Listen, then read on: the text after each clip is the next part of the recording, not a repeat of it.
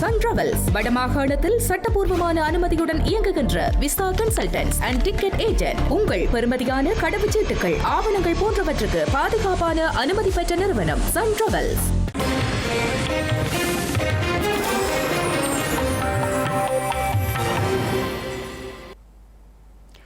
வணக்கம். இது ஐபிசி தமிழின் காலை நேர பிரதான செய்திகள். முதலில் தலைப்புச் செய்திகள். யாழ் பல்கலைக்கழக முன்னாள் கலைப்பீடாதிபதி ரகுராம் தொடர்ந்த வழக்கு எதிர்வரும் 27ஆம் தேதிக்கு ஒத்திவைப்பு. சமூக வலைதள பதிவுகளை நீக்குமாறும் உத்தரவு. நீர்கொழும்பு சிறைச்சாலை மோதலின் பலிகள் எண்ணிக்கை 31ஆக உயர்வு. மேலும் 2 அதிகாரிகள் உயிரிழப்பு. மத்திய கிழக்கில் தொடரும் பதற்றம். உலக சந்தையில் மசகு எண்ணெயின் விலை உயர்வு. கட்டுநாயக்கவில் போதைப்பொருளுடன் பிலிப்பைன்ஸ் நாட்டு பெண் கைது. விசாரணைகள் தீவிரம். தமிழக வெற்றிகளுக்கு சட்டமன்ற உறுப்பினர்களிடம் பேரம் பேசிய வழக்கு. நீதிமன்ற உத்தரவை மீறிய செந்தில் பாலாஜி. சவுதி விமான நிலையம் மீது யேமனின் ஹவுதி கிளர்ச்சியாளர்கள் தாக்குதல். முறிவடைந்து 4 ஆண்டு போர் நிறுத்த உடன்பாடு. இனி தொடர்பான விரிவான செய்திகள். நிகழ்நிலை காப்புச் சட்டத்தின் கீழ் யாழ் பல்கலைக்கழக முன்னாள் கலை பீடாதிபதி சிவசுப்பிரமணியம் ரகுராம் தாக்கல் செய்த மனு மீதான விசாரணை எதிர்வரும் 27ஆம் தேதிக்கு ஒத்திவைக்கப்பட்டுள்ளது.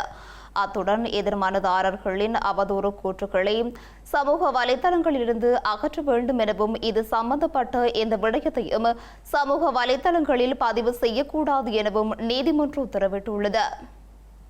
யாழ்ப்பாண பல்கலைக்கழகத்தின் முன்னாள் கலை பீடாதிபதியான சிவசுப்பிரமணியம் ரகுராம் தன்னை துஷ்பிரயோகத்திற்குள்ளாக்கியதாக முன்னாள் பல்கலைக்கழக மாணவியும் 2 வருட காலமாக தற்காலிக உதவி விரிவுரையாளராகவும் கடமையாற்றிய பெண்ணொருவர் பல்கலைக்கழக மானிய ஆணைக்குழுவிற்கு முறைப்பாடு செய்திருந்தார்.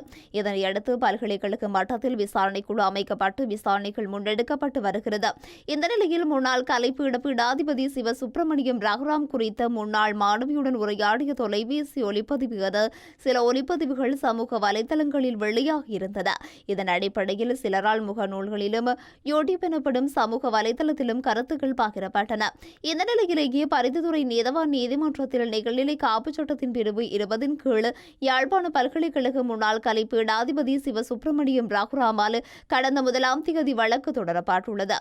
இதில் 14 பேர் எதிர்மனுதாரர்களாக குறிப்பிடப்பட்டுள்ளனர். குறித்த 14 பேரில் சிவசுப்பிரமணியம் ரகுராம் மீது குற்றச்சாட்டை முன்வைத்துள்ள மாணவி, அவரது நண்பியான முன்னாள் மாணவி, யாழ்ப்பாண பல்கலைக்கழக துணைவேந்தர் ஆகியோருடன் இணைய இடையீட்டாளர்களாக யூடியூப், டிக்டாக், பேஸ்புக் ஆகியவை மனுதாரர் தொடர்பிலான தடை செய்யப்பட்ட கூற்றுக்களை பிரசுரித்தமைக்கு எதிராகவும் வழக்கு பதிவு செய்யப்பட்டுள்ளது. குறித்த வழக்கு நேற்றைய தினம் விசாரணைக்கு எடுத்துக் கொள்ளப்பட்ட நிலையில் சமூக வலைதளங்களில் பேராசிரியர் ரகுராம் தொடர்பாக பதிவிட்ட அவதூறான பதிவுகளை அகற்றுமாறும் இது சம்பந்தப்பட்ட எந்த விடயத்தையும் சமூக வலைதளங்களில் பதிவு செய்யக்கூடாது எனவும் இடைக்கால கட்டளையிட்டது. அத்துடன் எதிர்மனுதாரர்களுக்கு அழைப்பாணை அனுப்ப கட்டளையிட்ட மன்று குறித்த வழக்கு விசாரணையை எதிர்வரும் 24ஆம் தேதிக்கு ஒத்திவைத்துள்ளது.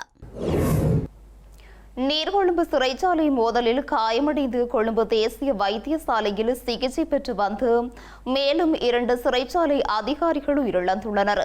இதன்படி கொழும்பு சிறைச்சாலை மோதலில் உயிரிழந்தோரின் எண்ணிக்கை 31ஆக உயர்ந்துள்ளது. நீர்கொழும்பு சிறைச்சாலையில் கடந்த ஜூலை மாதம் 5ஆம் தேதி 2 குழுக்களுக்கிடையில் ஏற்பட்ட வன்முறை சம்பவம் பெரும் கைகலப்பாக மாறியிருந்தது. இதனையடுத்து மறுநாள் 6ஆம் தேதி ஏற்பட்ட வன்முறை சம்பவத்திற்கு பின்னர் 8 சிறைச்சாலை அதிகாரிகளும் 21 கைதிகளும் உயிரிழந்தனர். இதனையடுத்து நேற்று முன்றும் 2 சிறைச்சாலை அதிகாரிகளும் உயிரிழந்துள்ளதாக காவல்துறையினர் தெரிவித்துள்ளனர். இவ்வாறு உயிரிழந்தவர்கள் 25 மற்றும் 39 வயதுடைய 2 சிறைச்சாலை அதிகாரிகள் என குறிப்பிடப்பட்டுள்ளது. இதன்படி நீர்கொழும்பு சிறைச்சாலை மோதலில் உயிரிழந்த சிறைச்சாலை அதிகாரிகளின் எண்ணிக்கை 10ஆக உயர்ந்துள்ளதுடன் பதிவாகியுள்ள மொத்த மரணங்களின் எண்ணிக்கை 31ஆக உயர்ந்துள்ளது. குறித்த மோதலில் காயமடைந்த மேலும் சில சிறை கைதிகளும் அதிகாரிகளும் கொழும்பு தேசிய வைத்தியசாலையிலும் நீர்கொழும்பு வைத்தியசாலையிலும் சிகிச்சை பெற்று வருவதாக தெரிவிக்கப்பட்டுள்ளது. மத்திய கிழக்கில் மீண்டும் ஏற்பட்டுள்ள போர் பதற்றம் காரணமாக உலக சந்தையில் மசகு எண்ணெயின் விலை 9% அதிகமான அளவில் திடீரென உயர்ந்துள்ளதாக சர்வதேச ஊடகங்கள் செய்தி வெளியிட்டுள்ளன. மத்திய கிழக்கில் மீண்டும் ஏற்பட்டுள்ள போர் பதற்றம் காரணமாக பிரெண்ட் ரக மசகு எண்ணெயின் விலை $7.29 அதிகரித்துள்ளது. இதன்படி 9.59% அதிகரித்து ஒரு பீப்பாய் பிரெண்ட் ரக மசகு எண்ணெயின் விலை $83.30 பதிவாகியுள்ளது. அத்துடன் WTI மசகு எண்ணெயின் விலை $6.73 அதிகரித்துள்ளது. இதன்படி 9.42% அதிகரித்து ஒரு பீப்பாய் WTI ரக மசகு எண்ணெயின் விலை $78.14 பதிவாகியுள்ளது. பிரெண்ட் ரக மசகு எண்ணெயின் விலையில் ஏற்பட்டுள்ள இந்த உயர்வானது ஏப்ரல் 2 பின்னர் பதிவான மிக உயர்ந்த ஒருநாள் டாலர் வளர்ச்சியாகவும் ஜூன் 12 பின்னர் பதிவான மிக உயர்ந்த விலையாகவும் உள்ளதாக தெரிவிக்கப்பட்டுள்ளது. இலங்கையில் டெங்கு நோயாளர்களின் எண்ணிக்கை 70,000 நெருங்கியுள்ளதாக தேசிய டெங்கு ஒழிப்பு பிரிவு விடுத்துள்ள புதிய புள்ளிவிவர அறிக்கையில் தெரிவிக்கப்பட்டுள்ளது. இலங்கையில் இதுவரையான காலப்பகுதியில் பதிவாகியுள்ள டெங்கு நோயாளர்களின் எண்ணிக்கை 70,000 நெருங்கியுள்ளதாக தேசிய டெங்கு ஒழிப்பு பிரிவு தெரிவித்துள்ளது. இதற்கமைய நேற்று வரை நாட்டில் பதிவாகிய டெங்கு நோயாளர்களின் எண்ணிக்கை மேலும் அதிகரித்து 69,961 பதிவாகியுள்ளதாக அந்த பிரிவு குறிப்பிட்டுள்ளது. அத்துடன் கடந்த 12 வரை பதிவாகியிருந்த மொத்த டெங்கு நோயாளர்களின் எண்ணிக்கை 68,672 என்பதுடன் நேற்று மாத்திரம் 1,279 நோயாளர்கள் பதிவாகியுள்ளதாகவும் தெரிவிக்கப்பட்டுள்ளது. இவர்களில் அதிகளவான நோயாளர்கள் மேல் மாகாணத்தில் பதிவாகியுள்ளதுடன் அந்த நோயாளர்களின் எண்ணிக்கை 33,127 குறிப்பிடப்பட்டுள்ளது. அதேபோல் மேல் மாகாணத்தில் அதிகளவான நோயாளர்கள் கம்பகா மாவட்டத்திலேயே பதிவாகியுள்ளனர். அந்த எண்ணிக்கை 14,464 குறிப்பிடப்பட்டுள்ளது. அத்துடன் கொழும்பு மாவட்டத்தில் 14,004 நோயாளர்கள் பதிவாகியுள்ளனர். இதேவேளை ஜூலை மாதத்தின் கடந்த 13 நாட்களில் 14,572 நோயாளர்களும் பதிவாகியுள்ளதாகவும் தெரிவிக்கப்பட்டுள்ளது. இந்த ஆண்டில் இதுவரையான காலப்பகுதியில் அதிகளவான நோயாளர்கள் ஜூன் மாதத்திலேயே பதிவாகியுள்ளதுடன் அந்த நோயாளர்களின் எண்ணிக்கை 21,538 எனவும் தெரிவிக்கப்பட்டுள்ளது. இலங்கையில் பிறப்பு விகிதத்தை ஊக்குவிப்பதற்கு தேவையான ஆதரவையும் சலுகைகளையும் வழங்க ஸ்ரீலங்கா அரசாங்கம் நடவடிக்கை எடுத்து வருவதாக மகளிர் மற்றும் சிறுவர் விவகாரங்கள் அமைச்சர் சாவித்திரி போல்ராஜ் தெரிவித்துள்ளார். இலங்கையில் கடந்த சில ஆண்டுகளில் நேரடி பிறப்பு விகிதம் குறைந்தமையினை அடுத்து இந்த முடிவு எடுக்கப்பட்டுள்ளது. இலங்கையில் கடந்த 10 ஆண்டுகளில் நேரடி பிறப்பு விகிதம் சுமார் 1,20,000 குறைந்துள்ளதாக மகளிர் மற்றும் சிறுவர் விவகாரங்கள் அமைச்சர் வெளியிட்டுள்ள புதிய தரவுகள் தெரிவிக்கின்றன. 2019 ஆண்டில் 3,19,010 இருந்த பிறப்பு எண்ணிக்கை 2025 2,14,570 குறைந்துள்ளதாகவும் தெரிவிக்கப்பட்டுள்ளது. இது சுமார் 33% வீழ்ச்சியாகும் எனவும் தெரிவிக்கப்பட்டுள்ளது. நாட்டின் சனத்தொகை நிலைத்தன்மைக்கு ஆண்டு 3,60,000 பிறப்புகளை தேவைப்படும் நிலையில் தற்போதைய எண்ணிக்கை மிகவும் கவலைக்குரியதாக உள்ளதாகவும் தெரிவிக்கப்பட்டுள்ளது. திருமணங்கள் தாமதமாதல், வாழ்க்கை செலவு அதிகரிப்பு, இளைஞர்கள் வெளிநாடு செல்லுதல், கல்வி மற்றும் தொழில்துறையில் பெண்களின் ஈடுபாடு அதிகரிப்பு, குடும்ப கட்டுப்பாட்டு முறைகள் மற்றும் மலட்டுத்தன்மை சார்ந்த பிரச்சினைகள் போன்றவை பிறப்பு விகிதம் குறையும் முக்கிய காரணங்களாக அடையாளம் காணப்பட்டுள்ளன. பிறப்பு விகிதத்தை ஊக்குவிப்பதற்கு தேவையான ஆதரவையும் சலுகைகளையும் வழங்க அரசாங்கம் நடவடிக்கை எடுத்து வருவதாக மகளிர் மற்றும் சிறுவர் விவகாரங்கள் அமைச்சர் சரோஜா சாவித்திரி போல்ராஜ் தெரிவித்துள்ளார்.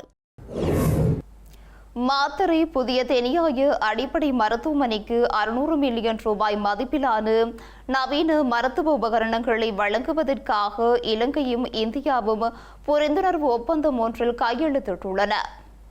மாத்தறை புதிய தெனியாய அடிப்படை மருத்துவமனைக்கு 600 மில்லியன் ரூபாய் மதிப்பிலான நவீன மருத்துவ உபகரணங்களை வழங்குவதற்காக இலங்கையும் இந்தியாவும் நேற்றைய தினம் ஒரு புரிந்துணர்வு ஒப்பந்தத்தில் கையெழுத்திட்டன. சுகாதார அமைச்சர் நலிந்த ஜேதிசவின் தலைமையில் அமைச்சக செயலாளர் வைத்தியர் அனில் ஜெயசிங் மற்றும் இந்திய உயர் ஆணையர் சந்தோஷா ஆகியோர் கையொப்பமிட குறித்த ஒப்பந்தம் அமைச்சரகத்தில் கையெழுத்தாகியுள்ளதாக சுகாதார அமைச்சகம் தெரிவித்துள்ளது.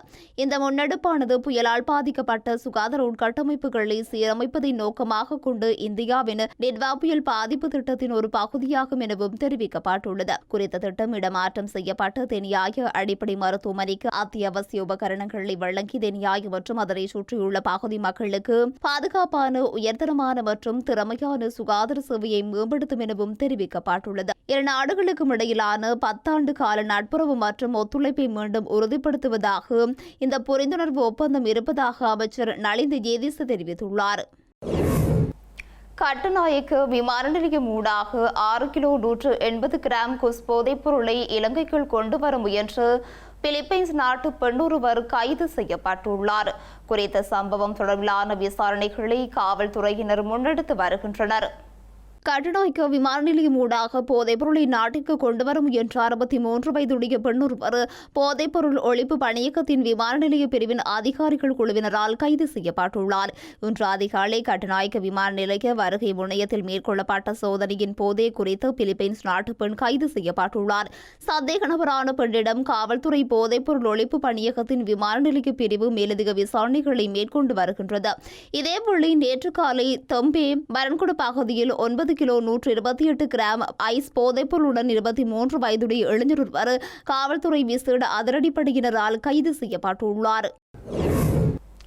தமிழக வெற்றிகளுக்கு சட்டமன்ற உறுப்பினர் இளையராஜாவிடம் பேரம் பேசியது தொடர்பான வழக்கில் திமுக முன்னாள் அமைச்சர் செந்தில் பாலாஜி, அவரது சகோதரர் அசோக்குமார் ஆகியோர் காவல் நிலையத்தில் கையெழுத்திட முன்னிலையாகவில்லை என குற்றம் சாட்டப்பட்டுள்ளது. கிருஷ்ணகிரி மாவட்டம் ஊத்தாங்கரை தொகுதி தமிழக வெற்றிகளுக்கு சட்டமன்ற உறுப்பினர் இளையராஜாவிற்கு 35 கோடி ரூபாய் தருவதாக பேரம் பேசியது தொடர்பாக சென்னையைச் சேர்ந்த திருநாவுக்கரசு உட்பட 9 பேர் கைது செய்யப்பட்டுள்ளனர். இவர்களில் பிணையில் திமுக முன்னாள் அமைச்சர் செந்தில் பாலாஜி, அவரது தம்பி அசோக்குமார் இருப்பது காவல்துறை விசாரணையில் தெரிய வந்துள்ளது. இது தொடர்பாக விசாரணைக்கு முன்னிலையாக வேண்டும் என சென்னை திருவள்ளிக்கேணி காவல்துறையினர் கடிதம் வழங்கியும் அவர்கள் முன்னிலையாகவில்லை என தெரிவிக்கப்பட்டுள்ளது. இருவரும் விசாரணை அதிகாரி முன் காலை மாலை என இருவேளைக்கு முன்னிலையாகி கையெழுத்திட வேண்டும் என சென்னை உயர்நீதிமன்றம் உத்தரவிட்டிருந்தது. எனினும் செந்தில் பாலாஜி, அசோக்குமார் ஆகியோர் நீதிமன்றம் உத்தரவிட்டு 5 நாட்களாகியும் விசாரணை அதிகாரி முன் முன்னிலையாகவில்லை என தெரிவிக்கப்பட்டுள்ளது. உக்ரைன் நாட்டு பிரதமர் ஜூலியாஸ் வைடென்கோ தனது பதவியிலிருந்து விலகுவதாக அதிகாரப்பூர்வமாக அறிவித்துள்ளார். நாட்டின் அரசியல் சூழலில் புதிய மாற்றங்களை கொண்டுவரும் நோக்கில் ஜனாதிபதி விளாடிமிர் செலன்ஸ்கி முன்னெடுத்துள்ள அமைச்சரவை மாற்றத்தின் ஒரு பகுதியாக இந்த முடிவு எடுக்கப்பட்டுள்ளது. உக்ரைனின் தற்போதைய அரசியல் மற்றும் பாதுகாப்பு சூழலை கருத்தில் கொண்டு அரசாங்கத்தின் செயற்பாடுகளை பலப்படுத்தும் நோக்குடன் உக்ரைன் நாட்டின் பிரதமர் ஜூலியா வைடென்கோ தனது பதவியிலிருந்து விலகுவதாக அறிவித்துள்ளார். பிரதமர் வைடென்கோ பதவியிலிருந்து விலகினாலும் உக்ரைனின் முக்கிய சர்வதேச கூட்டாளிகளுடனான உறவை பலப்படுத்தும் புதிய பொறுப்பொன்றையும் அவர் ஏற்பார் என்றும் எதிர்பார்க்கப்படுகிறது. பிரதமர் பதவி மாற்றம் மட்டுமின்றி நாட்டின் முக்கிய காவல்துறை அமைப்புகளிலும் பெரிய அளவிலான ஆள்மாற்றங்கள் மற்றும் மறுசீரமைப்புகளை செய்ய ஜனாதிபதி திட்டமிட்டுள்ளார். இந்த நிலையில் கடந்த ஜூலை மாதம் 2025 பிரதமராக பதவியேற்ற வைடென்கோ மிக இக்கட்டான சூழலில் நாட்டை வழிநடத்தியதாகவும் பொருளாதார பாதுகாப்பு மற்றும் முன்னணி களங்களின் தேவைகளில் கவனம் செலுத்தியதாகவும் தெரிவிக்கப்படுகிறது. ஏமனின் ஹவுதி கிளர்ச்சியாளர்கள் சவுதி அரேபியாவின் அபா சர்வதேச விமான நிலையத்தை இலக்கு வைத்து பாலிஸ்டிக் ஏவுகணை மற்றும் ட்ரோன் தாக்குதல்களை நடத்தியுள்ளதாக சர்வதேச ஊடகங்கள் செய்தி வெளியிட்டுள்ளன. யேமனின் சனா சர்வதேச விமான நிலையத்தின் மீது சவுதி அரேபியா நடத்திய வான்வெளி தாக்குதல்களுக்கு பழிவாங்கும் நடவடிக்கையாக சவுதி அரேபியாவின் அபா சர்வதேச விமான நிலையத்தை இலக்கு வைத்து பாலிஸ்டிக் ஏவுகணை மற்றும் ட்ரோன் தாக்குதல்கள் நடத்தப்பட்டுள்ளன. இதனுடன் சவுதி அரேபியாவிற்கும் ஈரானிய ஆதரவு பெற்ற இந்த ஆயுத குழுவிற்கும் இடையில் 4 வருடங்களாக நிலவி வந்த போர் நிறுத்த உடன்பாடு முடிவடைந்துள்ளது. கடந்த 2022 ஆண்டு மார்ச் மாதத்தில் சவுதியின் எரிசக்தி உட்கட்டமைப்புகள் மீது ஹவுதி கிளர்ச்சியாளர்கள் நடத்திய தாக்குதல்களின் பின்னர் எட்டப்பட்ட போர் நிறுத்த உடன்பாட்டுக்கு பிறகு சவுதி அரேபியாவிற்கு எதிராக நடத்தப்பட்ட ஹவுதி அமைப்பினர் பொறுப்பேற்றுக் கொண்ட முதலாவது தாக்குதல் இதுவாகும். செய்திகளின் நிறைவாக மீண்டும் தலைப்புச் செய்திகள்.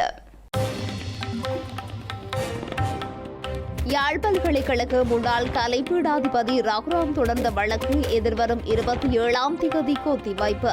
சமூக வலைதள பதிவுகளை நீக்குமாறும் உத்தரவு. நீர்கொழும்பு சிறைச்சாலை மோதலின் பலிகள் எண்ணிக்கை 31ஆக உயர்வு. மேலும் 2 அதிகாரிகள் உயிரிழப்பு. மத்திய கிழக்கில் தொடரும் பதற்றம். உலக சந்தையில் மசகு எண்ணெயின் விலை உயர்வு. கட்டுநாயக்கவில் போதைப்பொருளுடன் பிலிப்பைன்ஸ் நாட்டு பெண் கைது. விசாரணைகள் தீவிரம். தமிழக வெற்றிகளுக்கு சட்டமன்ற உறுப்பினர்களிடம் பேரம் பேசிய வழக்கு. நீதிமன்ற உத்தரவை மீறிய செந்தில் பாலாஜி. சவுதி விமான நிலையம் மீது யேமனின் ஹவுதி கிளர்ச்சியாளர்கள் தாக்குதல். முறிவடைந்து 4 ஆண்டு போர் நிறுத்த உடன்பாடு. இத்துடன் ஐபிசி தமிழின் காலை நேர பிரதான செய்திகள் நிறைவு பெற்றன. உடனுக்குடன் செய்திகளை அறிந்து கொள்ள IBC Tamil.com என்ற எமது இணையதளத்தினை பார்வையிடுங்கள். வணக்கம்.